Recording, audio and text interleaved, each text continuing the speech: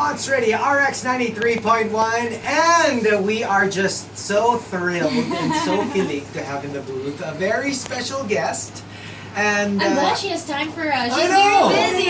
She's very busy. And usually with the schedule she keeps, she's always magkasabay. Yes, Yeah. with us on the show. And actually, we're super happy that she's here. I am super happy. I'm super happy to have her in the booth. And so, ladies and gentlemen, we have I'm Super Bianca! Hi! Good morning! Good morning! You know what? I should thank you guys for allowing me to visit you. No! Sobrang thank you. Grabe klase. Alam mo ba, you breakfast. I think people who will see you in the morning will feel bad. Oh, Yeah. You know why? I feel bad. You know why? How could you look this pretty this early in the morning? So Mascara, blush on, lip balm. Bianca, trust me. Many people will put on mascara, lip balm in the morning. Tapos kita mo, no? They will not Sa look Monday, like siksigo you. na kagano'n na. Bakit ganun pa rin itsura ko? Kahit maglagay pa ako ng isang toneladang mascara, nobody will look like this. Wait, are you a in the morning person? Are you a morning person? Fairly. I used to be a kasi evening you work in the person morning talaga, din. but when I started working in the morning, you have to be a morning person. Oh, otherwise you'll resent it, no? Yeah. So, kasi sometimes that No, happens. because like off air, when Bianca walked in, we were like, you know what? Usually the celebrities look so parang. Parang, why did you pull me out of bed? Oh. Yeah. And then here you are, you look so perky and so put together. Na-pressure ako. You know what I decided to say then? Nag-lip gloss na. Hindi nakakahiya eh. No, na-pressure ako kasi pagpasok ko dito, the moment I stepped in, super halaka kayo lahat. Sabi ko, ay, kailangan magtaas ng energy. Oo, kasi parang kami, kahit walang oras yung tulog namin, mukha kaming puyo. Mukha kami pa rin. Wala nagbabago. Pero ito Grabe naman. I'm sure that's not true. And no, yung laughter niyo pa lang, it really makes the morning. So, And we're just so happy kasi remember the first time parang na parang you interviewed us. Yes! We were inviting you na, but then the problem was you also have a morning show. Yes. So we're so happy that you actually made it. Yeah, so happy. And so how have things been? everything's good. Parang it's a Super whirlwind, exciting. eh. Yeah, it is.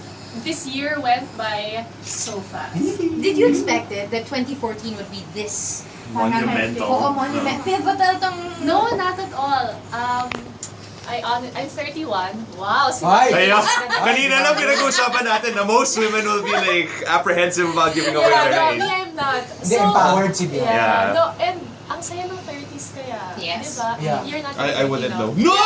Not yet. Until like 20 days from now. Oh, Actually, not even. advance happy birthday. Thank you. But yes, 30s is like an awesome time.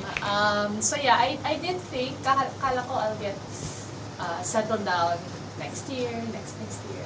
Yeah, so parang one thing after another happened. So yun na. Pero I'm sure, kasi like people who've been in, parang, in relationships for a long time, kahit papaano, you're already thinking it. Even if you haven't talked about Especially it. if you're very much in love with them. You're thinking it. How far away pa dapat yun in your mind? In In your my mind, mind, oh. honestly, kala ko next year. Talaga.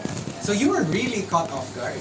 Super caught off guard. I think your reaction in the video Yeah, shows was, it all. was pretty obvious. Kasi na, talaga, no? I don't think that... Super Yeah, you were very overwhelmed. It At seems saka like... 5 a.m. noon.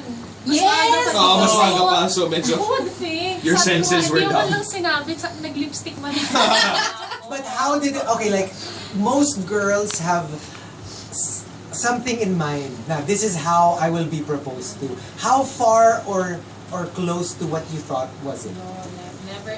First of all, parang I had no expectations na Talaga? I would want to be proposed to this. This All is I me. knew was that, and this one, sana lahat ng lalaking may girlfriend, thank you for proposing. All I knew was that gusto ko ipaalam muna niya sa family ko Yeah. before asking me. Even if it's a Ask for a surprise. blessing Even if before it's a it, surprise, yeah. yeah, you have to ask for the blessing of the family. So yun lang yung ano. And then, as to how shocked I was, super shocked kasi anyone who knows JC knows he's very private. Yeah. So for it to be like a Big. An out there shut up, thing, yeah. it At was the airport. super shocking. But Wow. yeah, talagang, yeah, unforgettable. Who's more hands-on in that in the preparation? I think it's a girl thing din kasi. Oh, you'd be so surprised, that- ah. Really? Kasi kami, di ba, we host Yeah, weddings a lot. yeah. So when we have meetings, minsan meron, the bride knows nothing about what's going on. It's all the groom. At saka, sometimes the father of the groom, Yeah. believe it or not, meron. Iba-iba eh. So that's why nowadays, in Yeah. this day and age, we have to ask, parang who's more in charge? I think if it's the guy that's in charge, they just don't want it to seem that way. Na parang yeah. because most of the friends will probably be like, what? Ikaw yung nagpapatakbo ng wedding na mga Oh, kaya imagine mo yung groom niya parang, kasi I saw this fabulous skirt. Tapos ang ganda ng floral arrangement. Diba?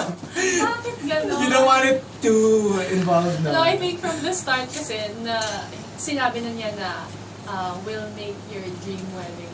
Oh. So, ibig sabihin, ako na yun. Okay. But what is your dream? I didn't have a dream wedding. I didn't grow up thinking, oh, I'm gonna get married. Ganito next dapat. year. You're not one of those girls who plan it out No, like not at all. at I an early age. just knew then na I wish the wedding would be parang yung two personalities namin, bagay na bagay dun sa Right. Yeah. That's what you Parang look for. ganon, yeah. Kasi some couples are beach couples, some Yeah. couples are city couples, gilly couples. What are you guys? travel Wala, couple. steady. Steads You are, Steads lads. You're a travel couple. Yeah.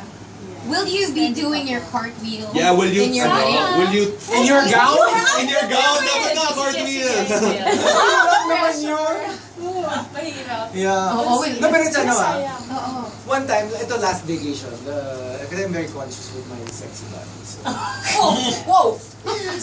so finally, I sabi ko, sige na nga, i-post ko kahit shirtless, kasi naka-board shorts lang ako. Tapos I jumped into the pool. Tapos I swear, like 90% of the comments were like, make it your parang I'm You're parang si traveling Bianca top na. shot na. Oo na, make sure na each time you travel, meron ka na ring signature shot just like Bianca. So I was Jumping like, into the pool, ganon. jumping into the pool na mukhang palaka. So I was like, parang they call it the palaka pose. And then, Grabe naman. kasi ikaw, you're known for that. Yeah. Did you parang plan it? And in some couples that, remember we had this couple who also travels a lot. And then during their wedding, they made everyone pose in their signature pose. Kasi every time they travel, may picture sila dapat na magka-holding hands, tapos from the back. Ah, okay. Remember that? Yeah, there was the Facebook thing that went around na parang gano'n na everywhere they went. Everywhere they went. It would be a shot of both couple, the from couple behind. from behind. Oh, Yeah. so dapat i-change nyo na, dapat both na kayo na naka-party. Meron kami isang shot na Na gano'n. both kayo. Parehong nakaparty. Na naka- Yeah. Actually- Except hindi naman siya gymnast, so Oo. medyo awkward. But you actually, like ako, whenever I would travel, I was inspired by your traveling tumbling shot. I did a traveling grand jeté. Yun yung, Ano yun? it's this ballet move. Tinan mo, ikaw pa mas alam mo pa yung I can't even pronounce Grand it. jeté talaga eh. No, but here's the thing. If there are some suspicions about Gino Boy, it's very... I was in theater. Very normal. Give it a break. medyo, Ano naman parang siya a eh? guy who would use Medyo that. modern jazz naman. Okay. Jazz hands. Jazz hands. Alright, so the big thing about this year is, of course, the proposal and all that. But also, like, towards the latter part, you're here to tell everybody about your book. Yes! I'm How- joining your club! Your club! Oo. How did it go about? I always wanted to write a book. Super. I can imagine. I was blogging since 2003, and then in 2011, I became a magazine editor, and then Yeah. started writing for the newspaper where I yes. interviewed you guys. So I think it's every writer's dream to write a book. Yeah. To have to see your name Yeah. in a book. Yes. Pero Ang isip cover ko, of sino book. nagsusulat ng libro? Parang mga big time lang gumagawa nun. And then, or parang napaka-impossible. Only like the literary Really? You thought grades. about Yeah, that? I mean, of course. With your line of work, I would think that you would be so like, parang okay, it's the next logical step. Oh no, parang it's something na I'm scared. But anyway, last year, I have a friend who came out with her own book, si Liz. She Yeah, came out yeah. with Yes. Stylist. Yeah. So sabi ko, pwede pala sa amin magsilat. Naman pala. Possible naman pala yung dream. Yeah. So, from there, I worked on it, researched for maybe half a year, and then wrote half a year. And then now it's here. So, pero you knew, kasi like a lot of people would want to write. But for a lot of writers, it's like, yeah, but what do I want? What do I write about? Because I'm sure you want to write about so many things. How did you parang, what do you call that? Yung parang Focus Yeah. it on one topic. How did you decide what to write on? I think when I decided I wanted to write a book and I was gonna write a book, sigurado na ako na gusto kong topic is like a fun self-help for young girls. I knew instantly na yun yung gusto ko. Kasi like you travel a lot. I'm sure pumasok din sa isip mo yung Parang, travel why don't book. I come up with a travel Why not book, about what you do like in the business? So why that? Why the self-help? Because of, yun nga, the blog and then social media, I found that through the years, people randomly ask me advice on career, love, I think because money, self, parang kung ano-ano friends, Oo. friendship problems, family problems, they ask me randomly. I guess because my blog and my Twitter accounts Is are everything. also about different topics. And I think also how you conduct yourself. Yeah. No, because people would yeah, if you're known for, I don't think girls will go to Miley Cyrus to ask for For self-help na Yeah. parang, for life decisions. Yeah, because of her behavior online. So maybe the way you are, doing all of your Twitter, Instagram, and even your job, your career. Maybe people feel like, yeah, she's got it going on. Yeah, Maybe kumbaga parang a role model. Yeah, Yeah. whether you like it or not. Kasi diba role model is kind of a heavy. It's a heavy burden big to word. Big carry. word. Yeah. Right. Yeah, but since I figured, and then you usually have that mga hashtag Ask Bianca or hashtag Ask Yeah. Ah, Yeah. It's really always about advice. So I said, people want naman my advice. I can give it naman. But yeah, I knew that I wanted to write a book because also growing up, I had so many issues. So many, from boys Really? to insecurities. Of course. It doesn't seem like it. Oh, my. With the way you carry yourself now, you seem like you had like a really like cool teenage life. I had a fun teenage life talaga, but not without issues. Everyone has Yeah. issues. Yeah. So Right. I think and I feel I was so lucky to be surrounded by people who gave me great advice. Yeah. Or I'm lucky to have had stupid mistakes na I learned from. Parang It ganon. didn't And cost you now- so much. Yeah. So now, I want to share it to younger girls. So paano yun? Like how did you format your book? Na parang, is it like problem? This is my. This is my I mean, solution how for did you parang Ito, you can look through it. Wow! My first copy ever. sobrang kilig, no? Oh, it's super kilig, grabe. That's why I said I researched for half a year because I really did focus group discussions with my target market, ask them what their issues their are, usual what issues their are. problems are. Right. And then I narrowed it down to 8 chapters. So it's family, friendship, love, career and money, failures, fashion and beauty, purpose, tsaka self. So you have ano rin pala? Like Purpose. some other I people, know, like I like sila that. Tony Gonzaga. Yeah, so each chapter is broken down into a Q&A. So these are the questions na nakuha ko, ito yung advice ko. Meron ding konting expert advice from life coaches Yeah. and psychologists. Psychologist. Merong kwento of real girls who went through something pero nagpagdaanan nila. Meron celebrity sharer. And then meron din akong, I put 10 things in it also. So every chapter has 10 things related dun sa topic. Tapos personal experience. Oh my gosh, merong interesting dito. Ano? Ito para sa ating tatlo. Oh. How to deal with friends. Grabe na. Di ba? Hey, we deal with it on a daily basis. Oh my gosh, tingnan mo, the drama queen. Chico. Grabe. The liar. Okay, Gino. fine. Talaga. Okay, fine. Ako nag-isa na lang na natitira Isa na sa lang. The Negatron. Hello! You want to make a Troy? Parang ang fun it's, siya. Oh, thank you. And then, like you can see, there are doodles. Ang idea ng itsura ng libro is your high school textbook or notebook na you draw on kapag board. Right, sa likod. So, yun yung itsura. Sorry, kasi sabi mo nag-10 things ka, di ba? May isa dito yung 10 kinds of friends I've needed in my life. Hindi naman si Del yung the Negatron. Ito, the Taklesa. Actually, that is so you. Kailangan mo yan. And she will tell you what she needs to tell you. No, tactless is, I would say, someone who doesn't know what the severity of what she's saying. Yung mga nanga-out Ako ng kasi, caller. I know. Yung mga nanga-out Yung mga nanga-out ng listeners na accidentally. Yan. Oh, yan. Come on, Yung mga, nasa naman yung boyfriend mo? I'm straight. I'm straight. Kasi Bianca, like one time we were talking to somebody. Kasi di ba with gay guys like you, I'm not gay. Yeah. Pero umamin. Umamin din sa eventually. In my defense, all of them really were gay. Oo nga, pero I still. need to explain myself. It was not malicious. I just thought it's so obvious. It's like the sun being hot. You don't even ask if the sun is hot. It is. So to me, their gayness was so obvious.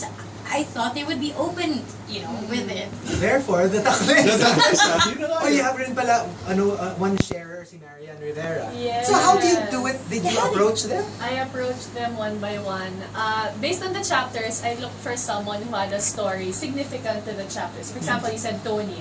Hers is family because everyone knows she's a breadwinner, her parents were strict, and a lot of girls can relate to that. Right. So since hindi naman ako breadwinner, I can't claim to give advice on that. I had So to you seek went the to help of somebody other who, people na alam talaga yun. Wow.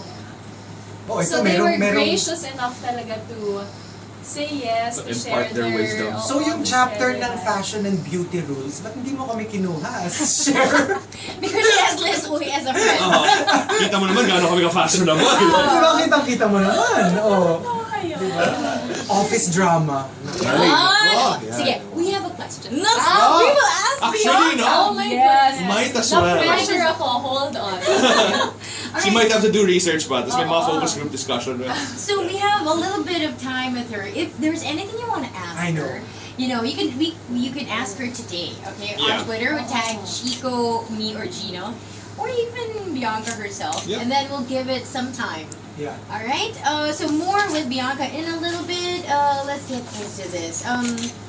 It's funny because we were talking about the book, right? Yeah. And it has 8 chapters. Tama ba? 8? Yes. Eight chapters. And all of them, have They to cover do different things. different things, and more these days, you understand that you have to be intelligent, not just in an academic way, but in In many different ways. the in life. Yeah. Period. diba? Actually, there's a people kind of smart. There's also the obviously the brain kind of smart. And there's the body kind of smart.